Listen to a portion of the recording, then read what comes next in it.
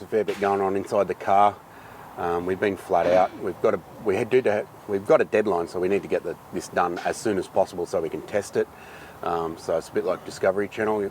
We sit around and talk about our deadline instead of working. Woody's been in here fitting the shifter. We put a fair bit of effort into the shifter fitment because these things don't really, the engineering and the mounting is not great on these things. And to stop them from actually tearing open the floor, you need to put some support in them. So it's also an uneven floor, so we've got some performance shims in there, otherwise known as washers. And on the underside, we've cut some big plates to distribute the load of the shifter throughout the floor, so it doesn't tear the floor open over. It doesn't really take that long, depending on who's using it. The floor's not very strong as it is anyway. Yeah, it's also been hacked up 1,000 times before. There's holes everywhere. So just a little bit of extra effort to help it out, just with a couple of plates. No big deal.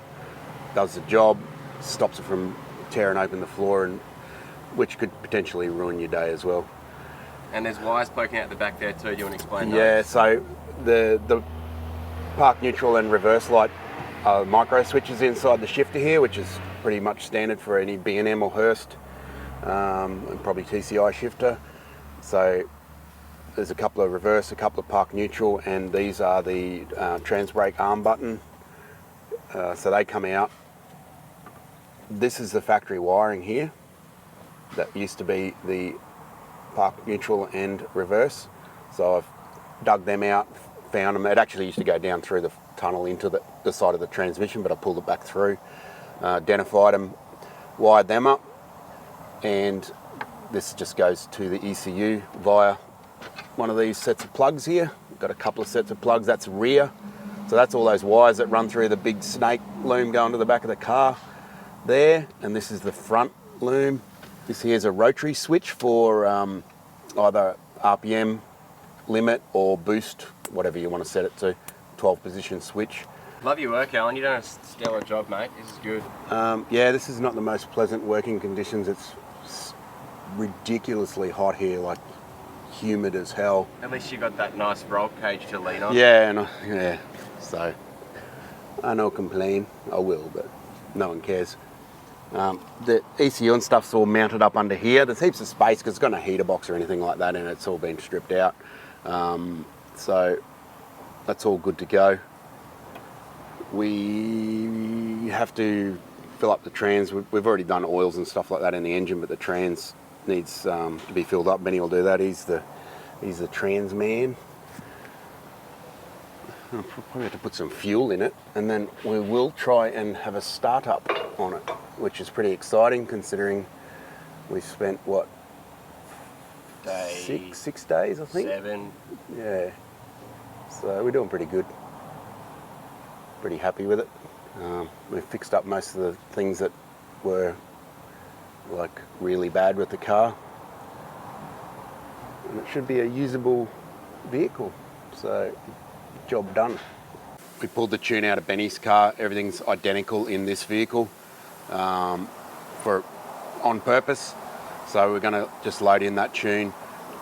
I've had to change a lot of the outputs and stuff because it's just the inputs and outputs are in different channels. So I've moved all those around, ready to go.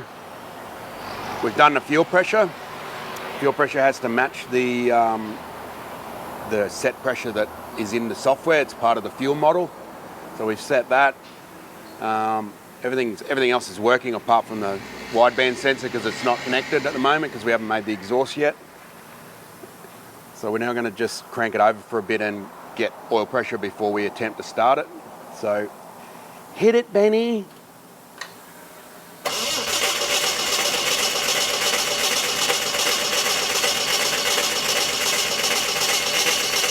Already? We've got about 50 psi oil pressure. That's bloody good for cranking. Quick for a Barra. Yeah.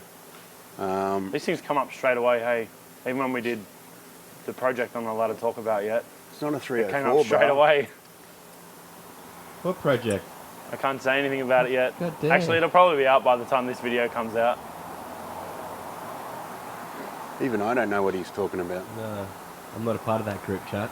It's not even a group chat. It's It's an email chain, that one. The Not Woody's group chat. There's heaps of them. You have to be more specific.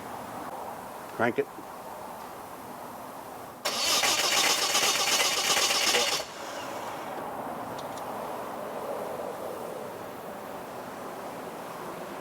Sweet.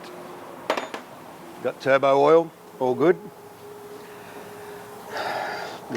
We've done throttle cal and everything, that's all sweet. Very easy with a Haltech. You just go, please calibrate, and it does its thing. It takes a couple of seconds for the pedal itself, but the throttle goes through a series of tasks and checks itself. I'm pretty sure that you won't get any easier than a Haltech for doing electronic throttle setup. It's bloody brilliant. So that's all sweet. I've got good trigger synchronization. So if we introduce fuel now, it should just go. Let's start it, let's start it, let's start it, let's start it. Easy, Tiger. Come on, bro. Al, you're probably going to get blasted with exhaust there too. Yeah, I probably will.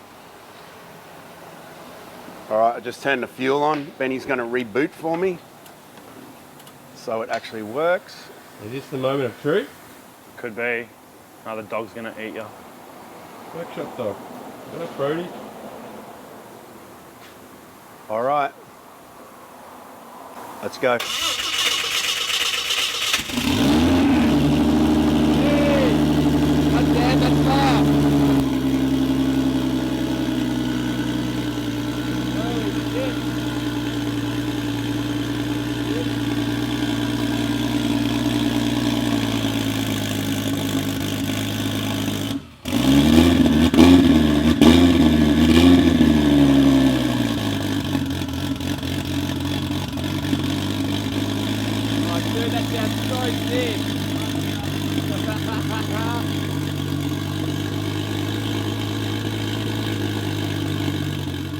Well, something's leaking. Oh, turbo oil feed. Yeah, I haven't done it up yet.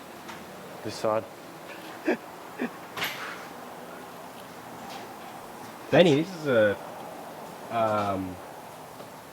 That's all right then. this is a USA first, Benny. It is the USA first, Woody. We've successfully completed the first running Barra conversion on US soil, and all the internet is upset because we cheated. How'd you cheat? Because apparently bringing things and being prepared is cheating. Oh, Being prepared and doing work. Dirty cheats. you goddamn cheater, Alan. Yeah. Always knew you were a cheater. Alakazam, it's done. What happens now then? We've still got a fair bit to do. We've got to do parachute mount, tow bar, put all the interior back in. We've got to make a rear firewall. We've got to block the speaker holes up. We've got to cut the front bar. We've got to make all that ducting. There's still a couple of days in it. Making a car run is not actually building a car, even though it's SEMA ready now. We're at 90% SEMA ready. It runs, bro. What are you talking about? True. It was SEMA ready 4 days ago. SEMA ready before we started. Why do SEMA cars have heated rear screens? So when you push them in, your hands are warm. Man. What are you continuing with today then, Alex? I'm going to get Woody to get inside the car and mount the ECU and fuse box properly, because I'm wrecked from lying underneath upside down yesterday. And we've got the dash to wire up, solid state relay. Got a couple of EGTs that are not reading. Just have to open them up and shorten them, so they may be shorting out on each other or something. And that's the... It's our TCA 8 box. All that stuff just works, and it's really good because you can see that everything's even, except for those ones that don't work at all. And yes, we have checked that they're firing. They are. Yeah, we've manually checked cylinder temps with a infrared thermometer. This isn't our first rodeo, Benny. It is not. Otherwise, it's all going sweet. Very happy. A lot of work.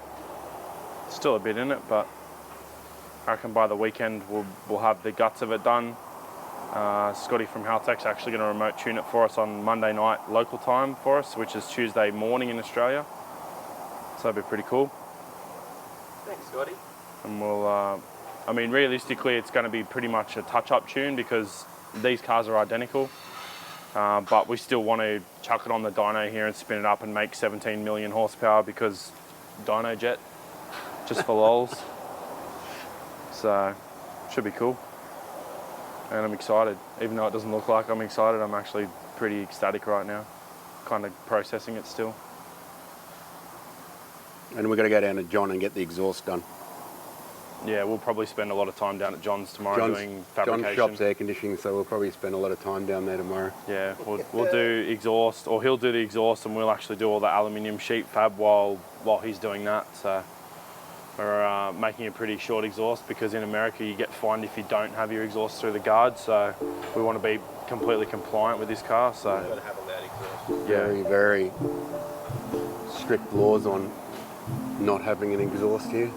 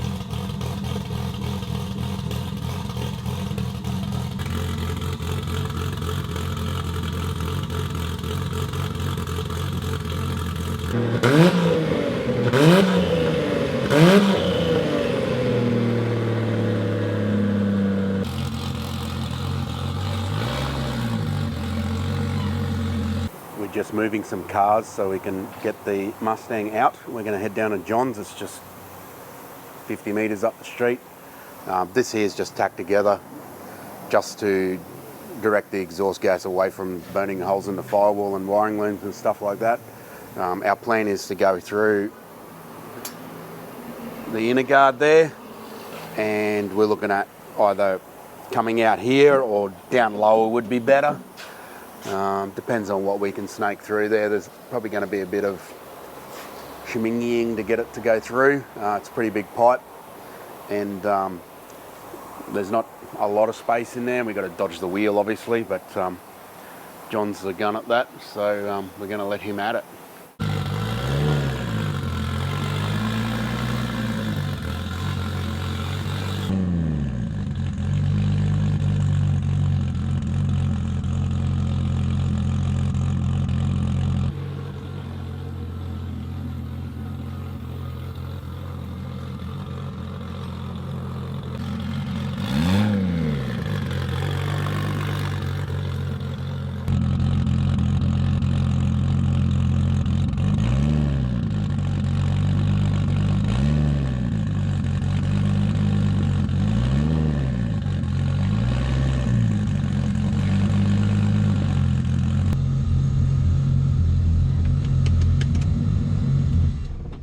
Here we are at Nth Degree Fabrication. This is John and Bill.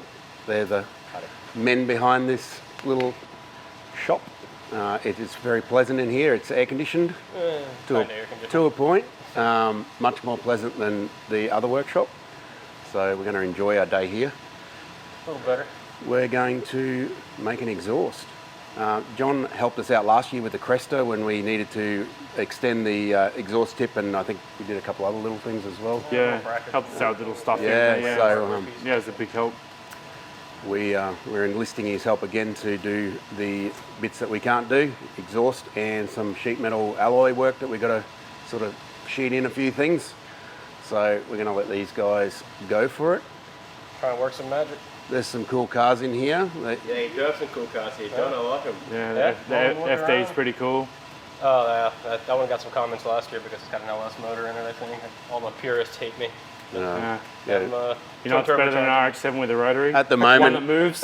One that didn't sit in. at the moment, it's the same as an RX-7 with a rotary Yeah, because it's not going. Check it out. Yeah.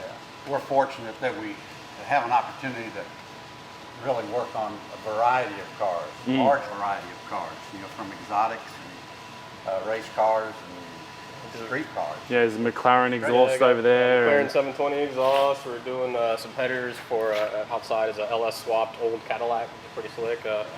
We got my buddy's little buggy thing over there, little twin turbo Subaru Death Trap. We've done several exhausts for the Porsche GT3. Couple cars. Yeah. So we're very fortunate to have the opportunity to work on those cars. And to have an air conditioned workshop. Yes, Yeah. and to have it air conditioned workshop. As Sweatport. That's sweat. Yeah, it's still sweating. We do a little bit of everything, mostly exhaust work, turbo systems.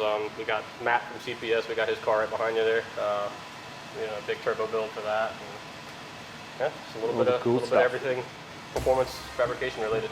And now a Foxbody And now Barra Barra powered Foxbody. Mustang. Yeah. The first one in America. Heck yeah. Yeah. I'm excited. Get to work on it. Cool. Something different. Let's get into it. Let's do it. All right. Let's do it.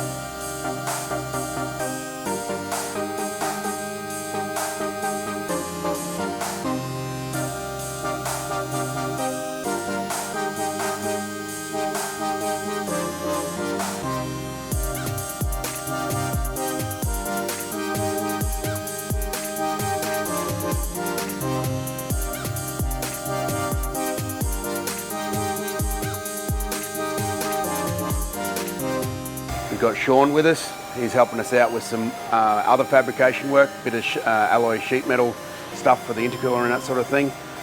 He's a Foxbody Mustang tragic from way back, so he knows his way around one of these. Sean did the diff for us before we got here and also stored the car. So it's all hands on deck. Let's get into it.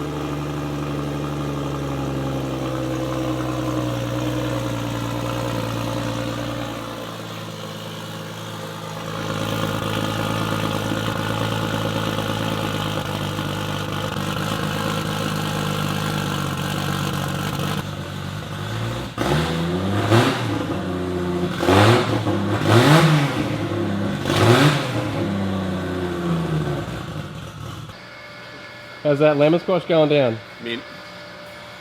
Very refreshing. Very well deserved after today's effort. That's a wrap for today. Big thanks to John at Nth, and also thanks to Sean for helping us make the front duct. It's been an awesome day. Dad, also known as the Storman's, arrived, so we're now got a full crew here. So tomorrow will be the first day with the 4 up, and we're going to be back on the Mustang here in the morning, and then we'll be back up at CPS to finish off the brakes and do some other stuff. So all hands on deck. Tomorrow's the last day? We got... Nah. No? Nah. I keep finding more shit to do. Yeah, we keep finding more bodgy stuff to have to fix. Well, I will be here Monday if you guys need anything else. I know it's a holiday for everyone else, but yeah, we'll be here as well. Cool. Fantastic. Appreciate all the help, mate. Yeah, of course. Happy to Thanks a help. lot. We'll see you tomorrow. Thanks for the artwork. Yeah, Anytime. classy.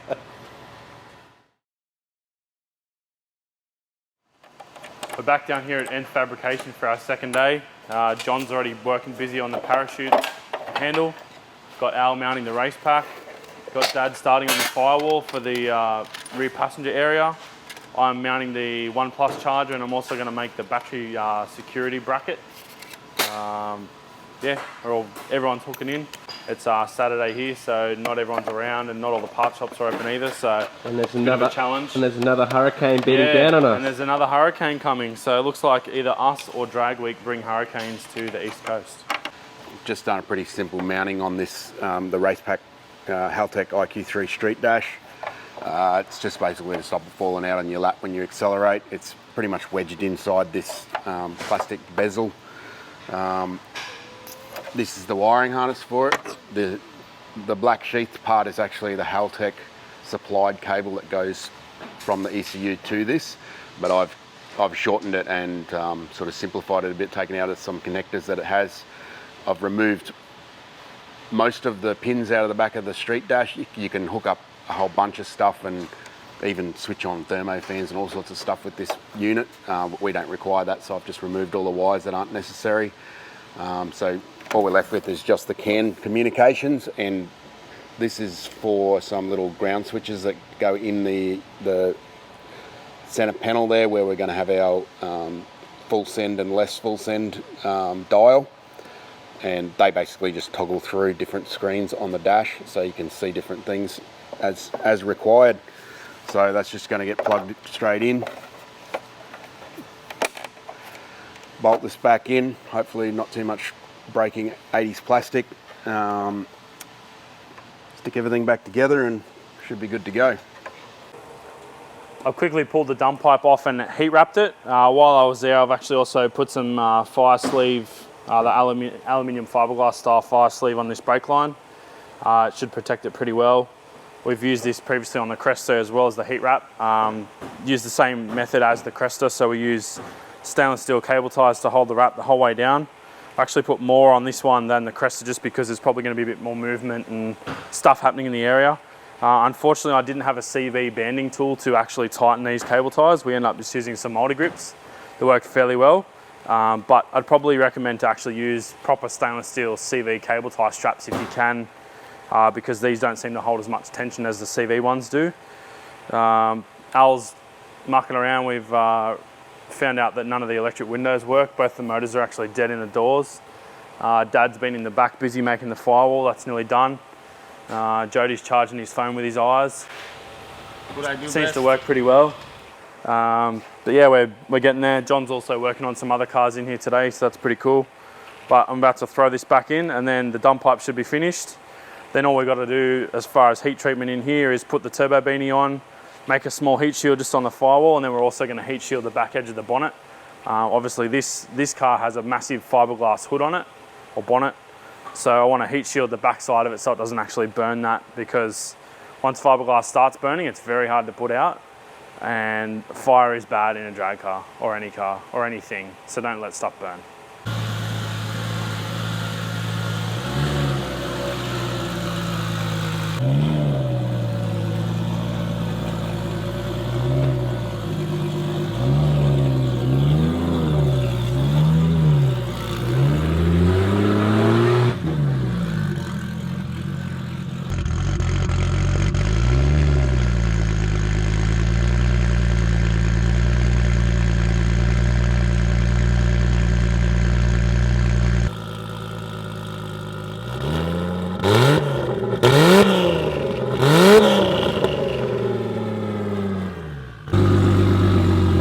got windows now. I don't want any. Okay, maybe some. What? Okay, maybe a little.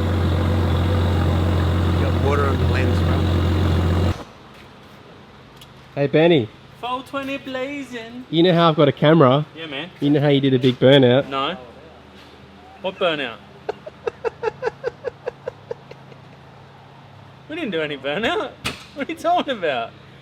Or is there just a fire in the car, is Yeah, I there? think there's an electrical fire. I think the right hand window brake just burnt out.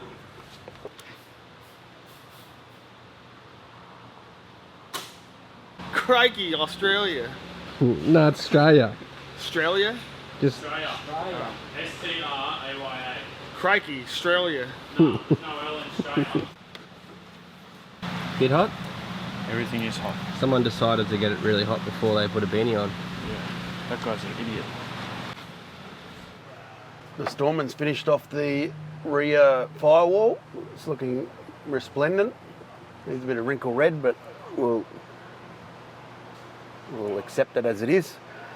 We've been fiddling around trying to get lights and stuff working because we've removed some center lights and they were actually the indicators. I'm not sure whether they were supposed to be, but that's how it was. And this is a 30-year-old car, so everything's in the wrong place. But we only had like fog lights or something on the outside, so we've rewired it and made them the indicators. Headlights we got sorted. Give him a flash for me. Yeah, dog.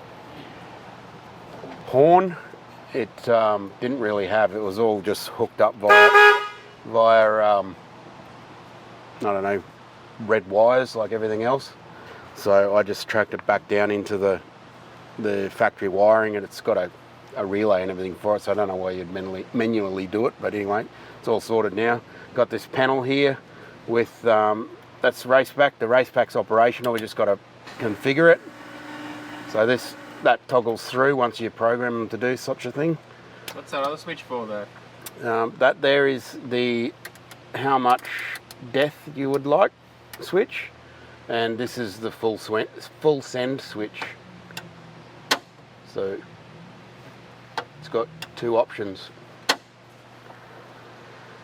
Then he tested out the brakes in the car park, and although they are pretty crappy and we'll do a proper bleed on them, they did seem to hold the car momentarily while he tested the tyre strength. Rear tyres aren't great. We'll put new rear tyres on it for sure. Gonna need to after that. They seemed to looked alright. I missed it. There was like chunks of it on Yeah, fire. there's like mini Springfield tyre fire going on.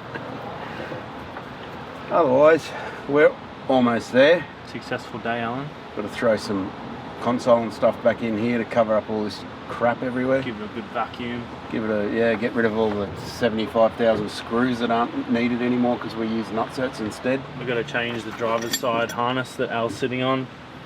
We've got a new one because these are actually out of date. We've got to do a little bit of custom tow bar and parachute mount. Integrated fabrication. We've got our parachute lever now mounted to the roof. John did that today down at Nth for us. Did a mint job, much better than we could have done. It's got some crazy gussets in it and lots of TIG welding and zero fires, which is my favourite. If I'd done it, there definitely would have been no TIG welding and most likely fires. So Can fabricate. yeah, gun fabricator, eh? I felt a bit sad putting heat wrap over his mint Nth logo, Yeah, well. but engine bay fires are more important to avoid than covering nice logos. But once this is not a Dragweek car, maybe we'll take the heat wrap off. Depends what Mr. Benjamin wants to do with this vehicle long term. Realistically, it's actually not a street car in Australia as much as we want it to be. The sweet guard vents probably sealed its fate, but it's compliant for America. Alan's had enough. How's those horns? They're mint. Yeah. Fiammas. Yeah. Are they really? Yeah. Nice. Italian horn edition. I like. Let's go home.